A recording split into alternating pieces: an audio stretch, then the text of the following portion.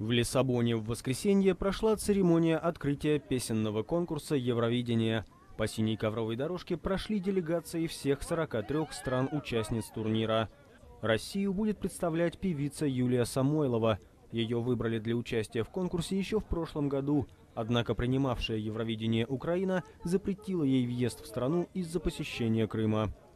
Самое главное — это получить удовольствие, показать себя и поделиться с людьми любовью и частичкой себя. Правда, букмекеры не прочат Юлии Самойловой победу. Главной фавориткой конкурса в этом году считается участница из Израиля Нетта Барциали с песней «Той, игрушка». Я очень смущена и стараюсь не терять концентрации. Я никогда в жизни не была фаворитом, и мне очень приятно наконец почувствовать, что меня любят, причем за что-то столь особенное и уникальное. Второй фаворит букмекеров в этом году – норвежец белорусского происхождения Александр Рыбак. Он уже занимал первое место, когда Евровидение проходило в Москве, и решил испытать себя еще раз. Полуфиналы турнира пройдут во вторник и четверг, а победитель определится в субботу 12 мая.